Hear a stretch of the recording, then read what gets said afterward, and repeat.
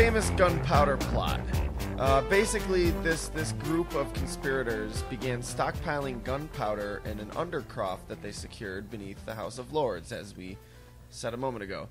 Fawkes was put in charge of keeping watch over it. He was also the man who would be there to light the fuse. Right. So he was the most important person here, and he failed. Well, somebody anonymously alerted the authorities. Whistleblower. How could you? And yeah, they searched and apprehended Fawkes down there just chilling with the explosives on November 5th. And just think, I mean, they didn't have smartphones back then. Like, nor did they have. I think they just had regular cell phones. So like he was no, probably they were using pagers. He was playing Snake 2 or something on his phone. Like he didn't. It wasn't like he could just go check his Facebook and shit. Yeah, he couldn't do any of that stuff. All I could do was listen to different ringtones. I used to love Snake 2. Did you ever have that on your phone back in the day? Yes, I did. My old Nokia.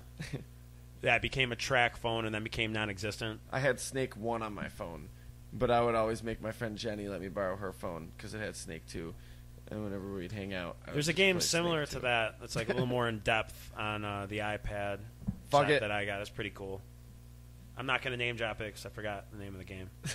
It's like Snake Race or something like that. Snake. So basically what you're saying is he had nothing to occupy his time, and he just kind of sat there alone with gunpowder. He must have. Like, can you just think about it? Like, when you see the guys coming, you're just like, wouldn't you have been like, oh, fuck, light it. I'm dead anyways. Now I'm dead. He could have been the first original suicidal bomber. That didn't even occur to me. Why didn't he? Just light it. He's fucked. Pussy he knows he's fucked. Motherfucker. It's like I'd rather be tortured for 5 days. Maybe he did, and they came in and stomped it out, and they're like, "You'll put somebody's eye out." Oi, they're so dangerous, don't you know? Do you know that the House of Lords is right upstairs? The one officer's like, "I bet you happy we showed up, or else you would have been in a little twist, wouldn't you?" You should be thanking us. We saved your life. Do you know you shouldn't be smoking down here? It's a fire hazard. This is where we keep the gunpowder. Which, you know, as you think of it, is probably not a good place to keep it. But that's neither here nor there. Now get out of here. Let's leave the gunpowder be. The gunpowder is fine where it is for now. Well, no, that's not at all what happened. What actually happened was he was tortured and questioned for days. Yikes, yeah. He withstood 2 days straight before he even opened his mouth about anything. Which is impressive. But, in a sense, the king did say, start out slow and work your way up until you get everything out of him. So, as they built the torture up, at 2 days, he finally revealed his real name, being Guy Fawkes. At the time, he was going by John Johnson. Yeah, that was the name he originally gave to police. Yeah, he had, when he came over to England, he basically rented everything out as John Johnson. Really? That was who he was. No way. Yeah. So that was his Facebook was John Johnson and everything. He came over with. No, he probably wasn't using Facebook. That was a long time ago. It was probably MySpace. It was something more like that. But wouldn't you know it? Before those days, there wasn't even a MySpace. And his buddy Robert was like, seriously, like John Johnson. That's what you go with? Dude, I thought he just like came up with it on the spot. Like the cops busted him and he was like, and he started looking around and he looked and the bathroom door was open and he saw the toilet and he was like, John. And then he looked up and John. A dude was pissing in the toilet. He was like, Johnson. John Johnson. John Johnson, that's my name. Don't wear it out. I'll make you buy me a new one. Batman Returns. Oh, that's my favourite. Not a fair representation of Batman, but still one of my favourites. Still one of my favourites. There, Christopher Walken gets kind of a Jack the Ripper feel, he does. But I guess that's true of all of his movies, eh? So I'll just be going on my way. Sir. Pleasure meeting you, officers. Sir, no, you have to stop and answer for what you are doing here, Mr. John Johnson. Sir, if that is your real name, sir. Hey, I didn't make Batman Returns. I just like it. You can't blame me.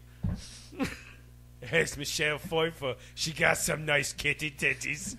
And sometimes, when I'm feeling rather blue, I I put on a Smiths record, and I look at some Tim Burton stuff. It's a very depressing night, it is. I don't watch any of his movies, mind you. That would interfere with the Smiths record. But he's got some... He's got some mighty fine portraits. He does. The alphabetical book. I read it all the time. I'm sorry for my English accent. It's horrible. I know. It's something we're going to have to work with, it is. On the 8th, the third day, he revealed his co-conspirators' Wait, the 8th names. or the 3rd? Oh, the 8th of November. The 8th of November, the third day of torture. Gotcha. He finally revealed the names of his co-conspirators. So he was like, fuck. Whatever. And he made one last confession the next day. So he still wasn't even done. Oh, so like Batman and Robin.